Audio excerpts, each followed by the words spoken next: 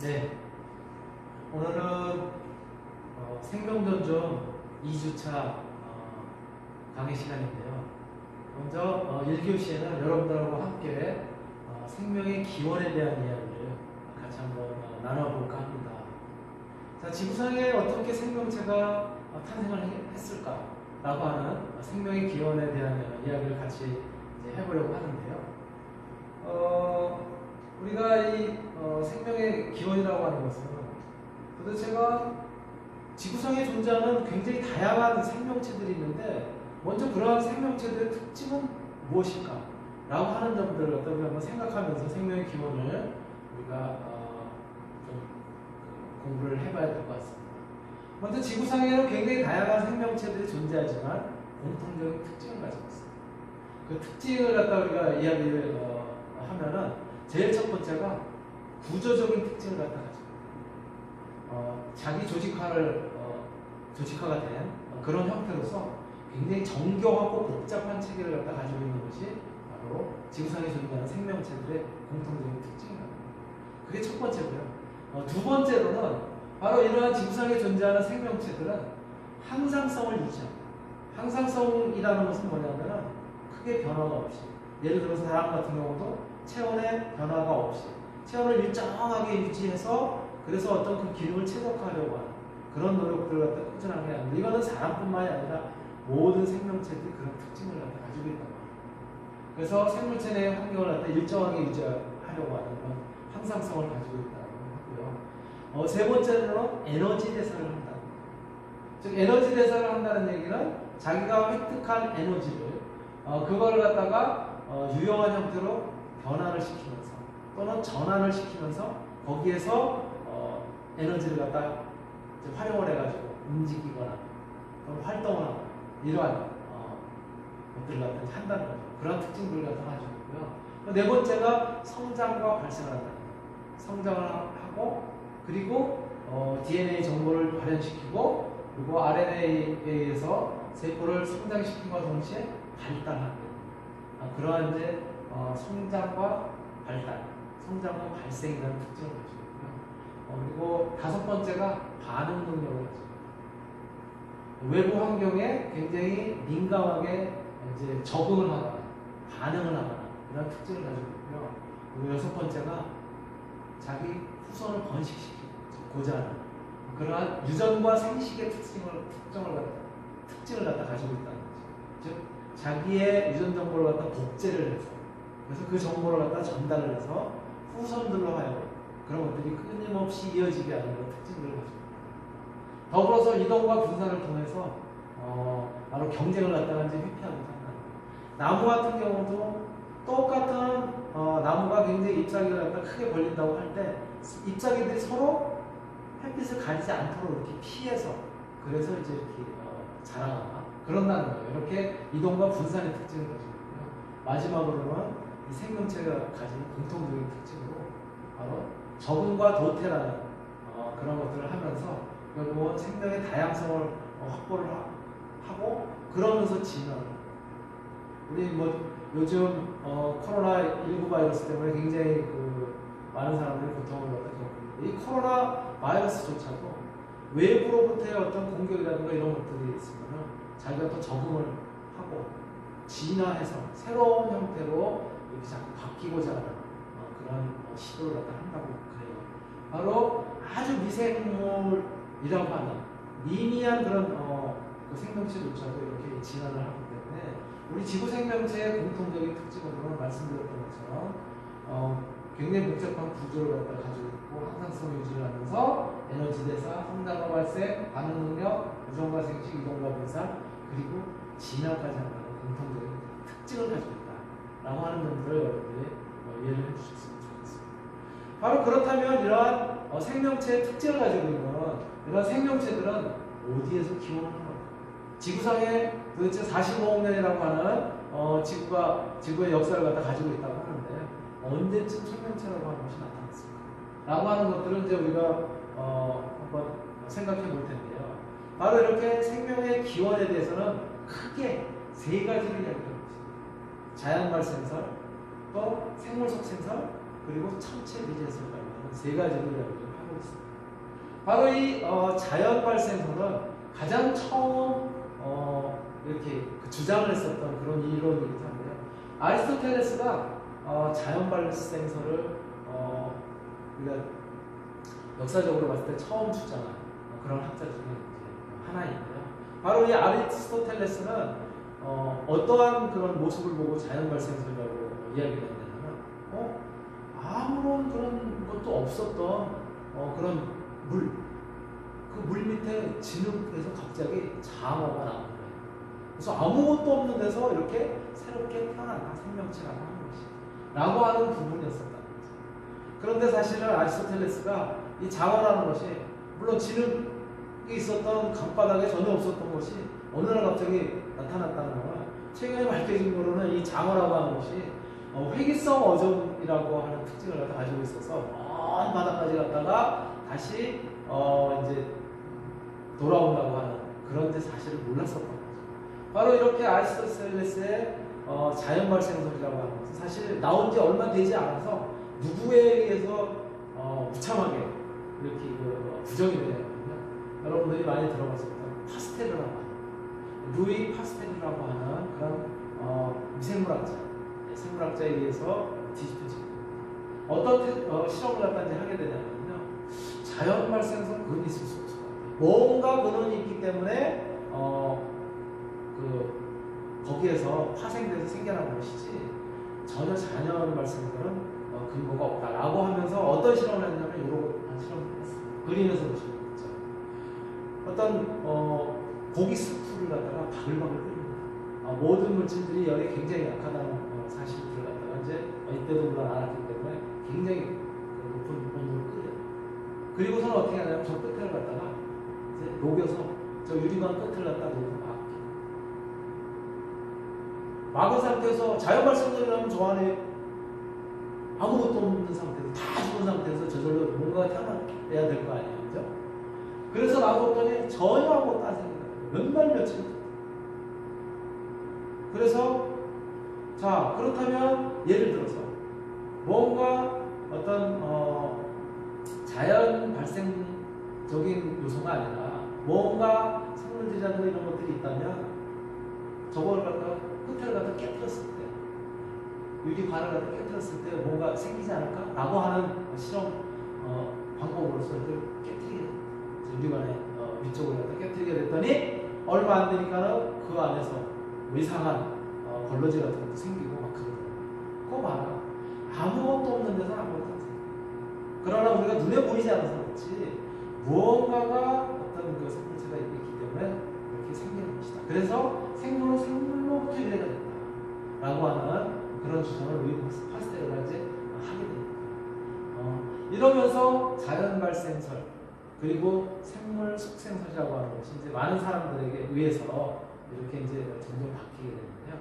또 다른 이제 형태의 주장으로서 조금 전에 말씀드렸던 것처럼 아니다. 이거는 지구상에서 이렇게 만들어지기 보다는 지구상에 처음에는 아무것도 없었을 수 있었는데 천체, 즉 다른 혹성으로부터 날라온 것이다.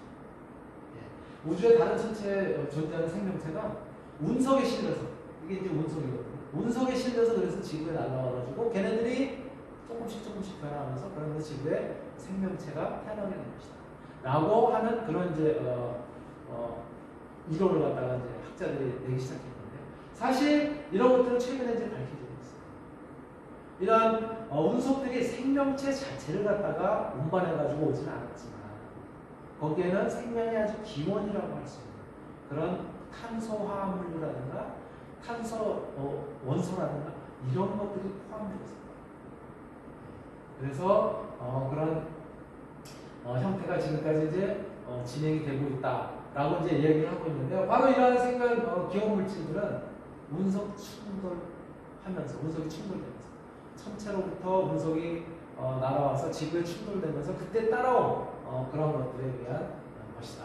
라고 해서 운석 충돌 기원설을 갖다가 이거 살펴보면요. 1967년 호주에 떨어진 머치슨 운석이라고 하는 이런 것들을 실제로 최근에 분석을 해보니까 74종류의 아미노산을 비롯한 수많은 유기화합물들이 운 속에서 만듭니다. 그렇다면은 이게 처음에 생명체가 어떤 그 외계로부터 날라오지는 않았지만 그런 것들의 근간이 될 수 있는 그런 성분들, 원소들 이런 것들이 외부로부터 날라왔을 가능성이 있다. 그래서 원시대구의 대기에는 아무것도 없었지만 수많은 운석들이 지구에 충돌이 되면서 간단한 유기물들이 만들어지고 그러한 유기물들이 뭔가의 변화에 의해서 조금 더 복잡한 유기물, 초기에 아미노산이라든가 유기염기라든가 당이라든가 이런 것들이 존재하다가 조금 더 복잡한 형태의 단백질 또는 탄수화물, 지질 이런 것들이 만들어졌고 드디어는 이제 원시 생명체를 만들어낸다라고 하는 것이 이런 것들이 이제 학자들의 주장합니다. 바로 여기에 보시는 돌멩이가 러치스는 운석이라고 우주에 떨어져 있어요. 그 운석. 예. 바로 이런 운석 충돌에 의한 생명물질의 생성과 관련해서는 저쪽에 보시는 것처럼 스바토 플루크 치바스라고 하는 이 체코의 학자가 실험을 했다는 사실이에요. 운석이 충돌했다는 건 굉장히 높은 충돌을 함과 동시에 높은 에너지들이 발생하고 굉장히 높은 그 온도의 그런 조건일까 아니에요. 그런 조건에서 그러면 그 운석이 싣고 어떤 유기화합물들의 또 화합물들의 성분들의 이런 변화가 있지 않을까라고 하는 그런 유사한 실험들을 갖다 이제 하게 됩니다. 그래서 생명의 기원이 후기 운석 대충돌기 그 대략 알려진 것이 한 40억 년에서 38억 5천만 년 됐는데요. 이때 그런 어떤 상황하고 비슷한 그런 어떤 조건으로서 행성들이 지구와 충돌되면서 그러면서 그런 어떤 그 높은 에너지들이 존재하는 상태에서 화합물들 그런 것들이 결국은 화학반응을 갖다가 이제 일으키게 되고 그런 것들이 생명의 기원으로서 촉발된 것이다 라고 하는 그런 기초적인 이런 이제 논리를 갖다가 체코의 화학자가 이제 하게 되는데요. 그건 그 이후에 1952년에 스탠리라고 하는 스탠리 밀러라고 하는 사람하고 우레이라고 하는 미국의 19가 대학의 이제 학자들이 실험을 하게 됩니다. 이게 아주 유명한 그런 이제 실험인데요. 오파린이라고 하는 사람은 이제 가설을 원시 대기에 존재하는 무기물로부터 자발적으로 유기물들이 만들어질 수 있을 것이다 라고 하는 오파린이 이제 가설을 그 이전에 세운 바가 있는데 이걸 바로 스탠리 밀러라고 하는 사람하고 우레이라고 하는 사람이 이 플라스크에 완전히 밀폐되어 있는 플라스크에 진짜 완전히 생물체는 다 이제 차단이 되어 있었던 그런 유기물들을 갖다가 이제 넣고 그 전에 이제 다 이제 끄기가 너무 해가지고 이제 닫는 그 여건들을 갖다 없었겠죠. 그러한 상태에서 이렇게 전극을 통해서 고압 방전을 시켜가지고 이렇게 방전을 시켰을 때 과연 저기에서 어떤 지금 원시 생명체와 비슷한 그런 것들이 만들어질까? 라고 해서 포르말데히드로부터 실험을 했더니 포도당이라든가 리보스라든가 디옥시리보스라든가 이런 것들이 만들어집니다. 그래서 밀러의 실험이 굉장히 이제 과학자들, 학자들이 주의를 갖다가 이제 가지게 됩니다. 그래서 원시 지구에서 바로 이러한 굉장히 그 운석 충돌이라든가 높은 에너지들 이런 것들이 존재하는 상태에서 유기물들이 또는 어떤 이제 유기성 성분들이 포도당, 아미노산, 염기, 뉴클레오티드와 같은 그러한 형태의 유기물로 만들어질 것이다. 라고 하는 그런 이론들을 갖다 이제 뒷받침하게 되는 것이죠. 그래서 바로 이러한 이제 화학적인 진화설이 결국은 진화의 작용에 의해서 무기물이었던 것이 즉 화학적 변화를 갖다 통해 가지고 화합물로 만들어지고 이러한 만들어진 화합물들이 결국은 가장 안정적인 자손들 즉 환경에 적응해 나갈 수 있는 그런 형태로 조금씩 진화한 그러한 물질로 이렇게 진화한 것이다. 이제 최근에 좀 학문적인 표현으로는 진화한 것이다 이겠지만 그렇게 바뀌고 변형이 되고 변화가 됐다라고 이렇게 이제 이야기를 하고 있는 것이 화학적인 진화설입니다. 더불어서 바로 이 화학적인 진화설을 갖다가 이제 정리를 해본다면 이런 거죠. 원시 대기에서 수증이라든가 질소, 메탄, 수소 이런 것들이 있었었는데 원시 대양에 그때 존재했었던 이런 것들하고 같이 이제 융합이 되면서 저분자 물질들이 원시 대양 상태에서 이제 만들어집니다. 아까도 말씀드렸던 것처럼 많은 행성들이 지구를 출몰하면서 높은 에너지를 갖다 가지고 또 그때 존재했었던 다양한 성분들이 원시 대양 내에서 저분자 유기물질로 아미노산이라든가 유기염이라든가 당, 지방산 이런 것들이 만들어지고요. 그리고 얘네들이 또 결합을 갖다 서서히 하면서 자발적인 결합을 하면 단백질이라든가 탄수화물, 지질 이런 것들이 만들어진다. 그래서 고분자를 형태의 유기물을 만들고 결국은 최종적으로 막으로 둘러싸인 구조를 갖다 가지게 되고 그리고 자기 목재 능력을 갖다 가지게 되는 그런 형태의 원시 생명체가 출현하게 되는 것이다. 라고 하는 것이 이제 화학적인 진화설인 것이죠. 그래서 무기화합물에서 저분자 유기화합물이 이제 생성되는 것은 조금 전에 보셨던 것처럼 스탠리 밀러하고 오레라고 하는 그런 이제 학자들이 전기방정 실험을 통해서 그래서 이렇게 아주 원시적인 유기화합물, 생명의 근간을 이루는 그런 이제 기본적인 유기물질들이 만들어졌다고 하고 있고요. 그런 것들이 이를테면 원시 대기에 어떤 가스가 다양한 가스들이 존재했었는데 유성의 충돌이라든가 다른 행성의 충돌 뿐만이 아니라 번개라든가 굉장히 많은 변화들이 일어나는 과정에서 만들어질 것이다 라고 이야기를 하고 있는 것이죠. 그리고 그러한 과정에서 스스로 복제하는 능력들이 형성되지 않았을까. 특히 그런 하나의 예로서 진흙과 크리스탈이라고 하는 이러한 관계를 갖다가 저기 학자들이 설명을 하고 있는데요.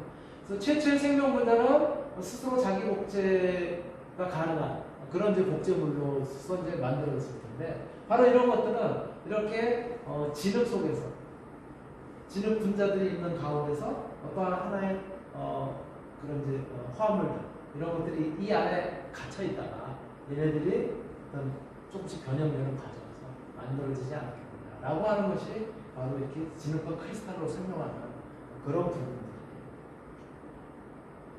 바로 이렇게 원시 생명체가 이제 탄생되는 그런 과정들은 조금 전에 이제 화학적인 진화설이라든가 이런 것들 통해서 화합물들이 만들어지고 이제 그랬었다고 하는데 얘네들이 그러면 그렇게 만들어지는 아주 기본적인 어떤 생명체를 이루는 기본적인 단위에서 어떻게 생명체를 만들게 되는 그런 과정까지 이제 바뀌어 나갔을까라고 하는 것을 설명하는 것이 바로 이러한 이야기예요. 마이크로스피어라든가 포아세로베이트라든가 원시 생명체들이 가지는 그런 특징들을 갖다 우리가 살펴볼 수 있는 것이죠. 그래서 폭스의 실험에 의하면 유기화합물에서 생명 현상을 보이는 마이크로스피어가 형성이 되더라고요.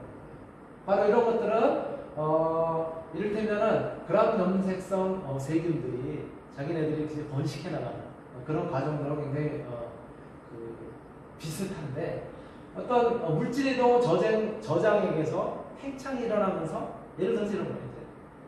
어떤 갇혀있는 상태에서 팽창이 일어나면서 그러면서 다시 응축이 되는 과정에서 팽창이 됐다가 다시 응축이 될 거 아니에요. 그런 형태에서 이렇게 모양이 변형이 되고 그러면 그게 또 떨어져 나오고 마치 어떤 그 뭐랄까 바라설과 같은 지금 요즘에 이제 논리로 얘기하는 거예요. 이렇게 싹이 새롭게 나는 듯이 그런 식으로 변형이 돼가고 모양이 변형이 돼가면서 그러면서 복제가 되고 그랬던 거 아니에요. 라고 하는 것이 바로 폭스의 실험에서 마이크로스피어에 대한 그런 선인 것이죠. 그리고 물방울이 큰 물방울에서 결국은 갈라져서 작은 물방울로 만들어지고 또는 경우에 따라서는 얘네들이 또 합해지고 이러한 과정들을 이제 이야기하는 거고요.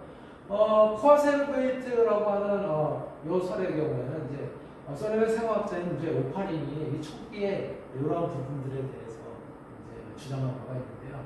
오파린이 바로 원시 대양에 축적된 유기물들이 최초의 생명체 전 단계의 코아세르베이트라고 하는 것을 만들었을 것이다 라고 설명을 하고 있어요. 바로 이러한 원시 생명체 이런 것이 세포성 생명체로 진화를 해서 그래서 오늘날의 생명체에 이르기까지 이렇게 바뀐 것이다 라고 이제 초기에 이야기를 했었던 내용인데요. 바로 이러한 코아세르베이트라고 하는 것은 고분자 유기화합물에서 생명 현상을 보이는 그러한 어떤 그 물체로서 이렇게 진화를 했다라고 이야기를 이제 할 수가 있는데요. 바로 여기서 이야기하는 코아세르베이트라고 하는 것은 단백질 그리고 핵산, 탄수화물과 같은 바로 뭐냐면은 복잡한 유기물. 이러한 복잡한 유기물들이 결국은 물 입자하고 결합이 돼서 그래서 구형의 그런 막으로 둘러싸여서 형성되는 작은 핵집방 이것을 갖다가 우리가 코아세르베이트라고 하는데 오파린이 얘기했었던 이제 이러한 유형인 거예요. 그렇게 어떠한 유기물들이 존재하다가 즉 그 유기물들이라고 하면은 단백질, 핵산, 탄수화물과 같은 조금 더 복잡한 과정을 가지고 있는 유기물들이 존재하는데 거기에 주변에 있었던 물 분자하고 이렇게 결합을 하면서 물 분자들이 이렇게 이 복잡 유기물들을 갖다 이제 둘러싼다. 그러면서 막을 갖다 형성을 해서 이것이 하나의 어떤 원시 생명체라고 할까? 뭐 생명까지 뭐 없다고 하더라도 그러한 기본적인 형태였었던 것들이 점점 변화를 하면서 싹이 나듯이 모양이 변하듯이 그렇게 변화를 하면서 자기 복제 능력도 가지게 되고 그런 생명체로서 아주 기본적인 그런 기능을 갖다 이제 하게 되는 거 아닐까라고 하는 이제 그런 이름인 것이죠. 그래서 이러한 이제 원시 생명체의 특징이 코아세르베이트라고 하는 그런 형태를 가진 원시 생명체의 특징은 자기 복제력과 또 물질 대사 능력을 아주 기초적이지만 물질 대사 능력을 이제 갖춰 있을 것이다 라고 이렇게 이제 이야기하고 있고요. 그러면서도 어떤 생명체가 가지고 있는 세포성 그런 모습은 아니었습니다. 비세포성이면서도 생명 현상과 비슷한 아까 생명체의 특징을 갖다 얘기했는데 뭐 항상성 유지라든가 어떤 구조적인 복잡한 구조라든가 또 뭐 생식과 번식을 한다는 뭐 8가지를 갖다 얘기를 했었는데 그것과 비슷한 생명 현상은 아니지만 아주 기초적인 그런 이제 생명 현상을 갖다가 볼 수 있습니다. 바로 이것이 나타난 것이 대략 한 40억 년에서 38억 5천만 년 이런 정도 시기에 이런 것들이 나타날 것이다. 그러면서 산소가 없는 상태에서 원시 대양이 축적이 되는 그러한 이제 주변의 유기물들을 이용해서 그래서 소위 이야기하는 무기호흡, 산소가 있으면서 호흡을 하는 것이 아니라 그러면서 그런 것들하고 뭔가 변화를 일으키는 그런 과정에서 에너지를 갖다가 얻게 되고 그랬었던 요즘 우리가 배우는 그런 이제 이론으로 표현한다면 종속 영양체로서 그렇게 만들어진 것이 아닌가라고 보고 있다는 거예요. 그래서 바로 이 오파린은 그래서 이렇게 형성이 되어 있었던 코아세르베이트의 형성이 지구상의 생명의 기원에 있어서 아주 초기 단계였을 것이다 라고 생각을 한다. 네. 이러한 형태로 이야기를 하고 있고요. 바로 이러한 것들이 이제 어디에서 만들어지는지 그런 이제 영상을 같이 보겠습니다. As the gas comes out, it forms a membrane, which then bursts.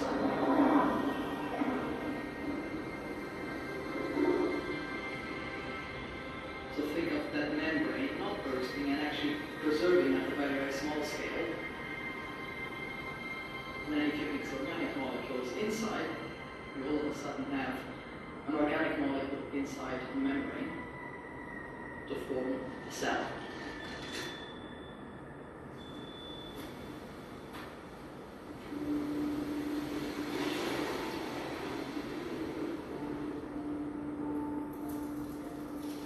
Without membranes, we would be on a planet covered by a dilute ocean of the building blocks of life. But with membranes, finally, there was a way to keep all those building blocks together. I believe there were many opportunities for life to arise.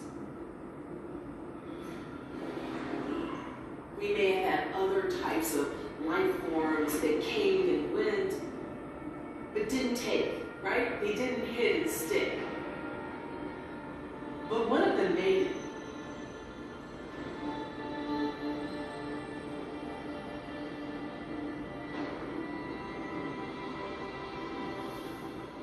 It's called LUCA, which stands for the last universal common ancestor for all life here on Earth. LUCA could protect itself with and reproduce itself. Everything came together in just the right way to create the first living cell, with DNA at its heart.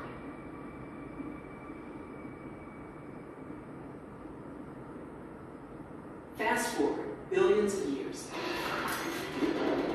and we find that all life today uses the same basic chemistry.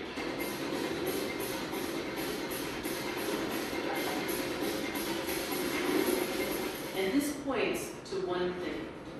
It all originated in that first primitive cell.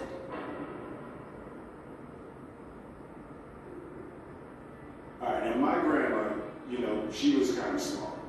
But Luca, the great times, a gazillion grandmother of us all, she was tinier than a dot. As far as we know, that cell was the single and only origin of all life. Well, at least on Earth. If you check out pretty much anywhere in the universe, you're going to find the same ingredients to cook up life. They're not exotic, they're staples.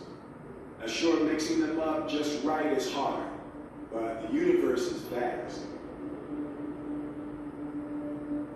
So does that mean there's a big piping hot serving of life somewhere else out there?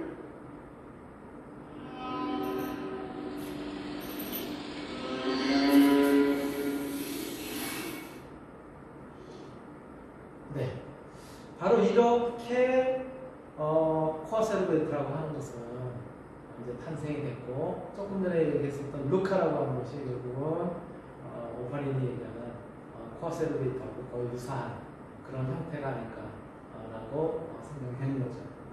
예, 그리고 이 생명의 기원이라고 하는 이제 골디락스라는 이제 표현이 나오는데요. 이 골디락스라고 하는 것은 뭐냐면은 여기 맨 밑에 이제 다시 정리를 해놨지만, 천문학에서는 어떻게 이야기하는 거냐면 생명체가 거주할 수 있는, 생명체 거주가 가능한 그런 조건, 그런 영역, 그런 환경, 이런 것들을 골디락스라고 합니다. 지구상의 생명체들이 살아가기에 적합한 환경을 지는 우주 공간의 범위, 이것을 뜻하는 것이 골디락스라고 한다는데요.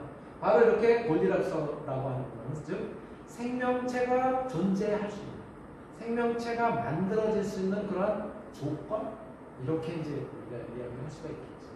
그런 것들을 갖다가 우리가 살펴본다면 바로 그런 조건이라고 하는 것은 암석을 형태였었던 이제 행성에서 거기에 포함되는 다양한 그런 이제 원소들, 탄소, 수소, 산소, 질소 같은 이런 것들이 그런 생명체가 만들어질 수 있고 이런 조건이 아니었을까. 그 다음에 적당한 에너지는 존재를 하고, 그 다음에 액체가 존재하는 이런 것들이 아니었을까 라고 이야기를 하는 것이죠. 그런 예들로서 이런 것들을 들 수가 있어요. 심해 열수가 이제 분출돼요. 이러한 이제 것들을 갖다 이제 볼 수가 있는데, 1980년에 미국 워싱턴 대학에서 이제 과연 초기 지구 상태에서 어떻게 생명체가 만들어졌을까? 라고 하는 것을 갖다 이제 연구하는 과정에서 굉장히 깊은 심해는 압력도 굉장히 높을 거 아니에요, 그렇죠? 그러면서 이제 이 화산물 활동이라든가 이런 것들이 전해지고, 그런 것들이 이제 입국을 하면은 굉장히 온도도 높을 거예요. 온도도 높으면서 압력도 높은 상태에 또 그리고 이제 심해니까는 바닷속이니까는 어떤 무기물과 유기물, 다양한 유기물들이 있을 텐데, 그러한 조건에서 또 살아나는, 사는 그러한 이제 생명체들이 있다.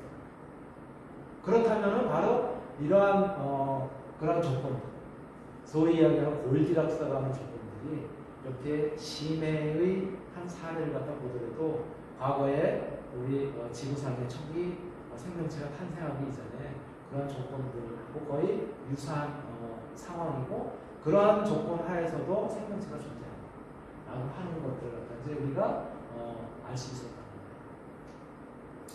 그런 이제 조건에서 생명체가 탄생할 수 있는, 존재할 수 있는 그런 조건에서 우리가 가장 원시적이라고 생각하고 그리고 있을 가능성이라고 보는 것이 뭐냐면 고생입니다. 세균의 아주 기초적인 그런 이제 오래된 그런 거라고 이제 이야기할 수 있고요. 굉장히 단세포의 형태를 갖다가 이제 가지고 있고 고세균이 최초 생명체의 가능성에는 결국은 태고 때부터 거의 변화가 없는 극한 환경에서 살 수 있었던 그러한 특징을 갖다 이제 가지고 있고요.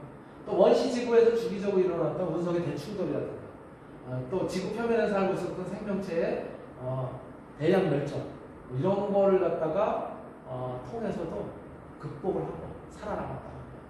지구 대기 변화의 영향도 덜 받는 형태로 아주 기초적인 그런 형태로 존재했었기 때문에 그리고 거대한 양의 자외선으로부터도 보호가 되는 그러한 형태로 지금의 아주 초기 생명체로 가능했었을 것이다 라고 하는 것이 이제 고세균. 그럼 저는 고세균이 진짜 그런 것들이 있었을까? 라고 하는 비슷한 사례들이 뭐냐면은 이런 것들. 지금 현재도 굉장히 극한 조건에서도 살아가는 생명체들이 있어요. 바로 메탄 생성물. 또 굉장히 높은 온도에 화산이라든가 또는 온천이라든가 또는 지진 활동이 일어나서 굉장히 그 높은 온도에 그런 조건에서도 일부 세균이라든가 이런 것들은 살고 있거든요. 또 초호산성, 굉장히 산성이 높은 그런 호수에서 살고 있는 생물체가 있고요. 또 호염성, 굉장히 그 염도가 높은 그런 환경에서도 살고 있는 그런 미생물들이 좀 생각합니다. 바로 이러한 사례들을 갖다 봤을 때 굉장히 극한 환경에서도 초기의 생명체들은 살아남을 수 있었고 또 그러한 것들을 갖다 극복할 수 있는 그런 능력들을 가졌을 것이다 라고 이렇게 이야기를 하고 있는 것이죠. 네. 바로 우리가 이제 첫 번째 시간에 이렇게 생명체들이 어떻게 이제 탄생을 하고 어떠한 상황으로 그런 것들이 이어져서 그 존재를 하게 됐을까 하고 하는 이제 그런 부분들을 살펴봤습니다. 여기까지 저희가 이제 첫 번째 시간을 공부를 해봤고요. 이걸로 첫 번째 시간을 마치도록 하겠습니다.